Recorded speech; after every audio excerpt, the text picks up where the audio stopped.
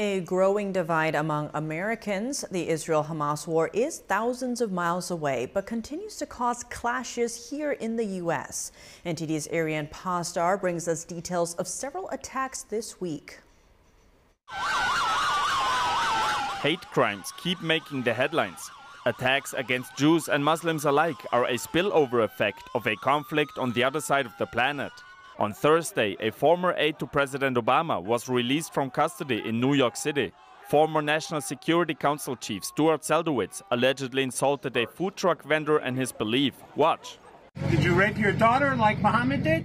What do you think of that? People who use the Quran as a toilet. Does it bother you? He's now reportedly facing hate crime and aggravated harassment charges. After the incident, Seldowitz told NBC he insulted the man because he allegedly said he supports Hamas.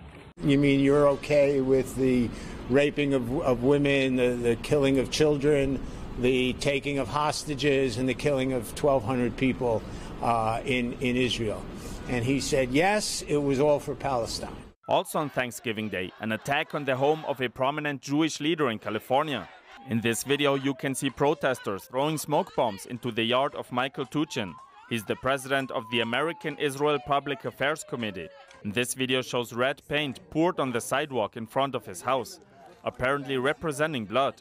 A group called People's City Council LA seems to be behind the protest. They posted this video of the incident as it was happening. Now, this whole controversy surrounding the conflict in the Middle East is especially affecting young Democrats. The Washington Post, for example, reports that students at the University of Michigan who voted for President Biden are now referring to him as Genocide Joe. A poll by NBC released less than a week ago showed 70% of Democrat voters aged 18 to 34 disapprove of Biden's handling of the war. And terror threats in Europe are on the rise. The head of Germany's largest police union warns of Islamists radicalized by the ongoing conflict. He told Reuters on Friday, it's only a question of time until these people carry out crimes. It's not always about them having a bomb. They can drive a car into a gathering or attack with a knife. And in Sweden, Greta Thunberg was seen taking part in an anti-Israel protest this week, chanting "Crush Zionism" in Swedish.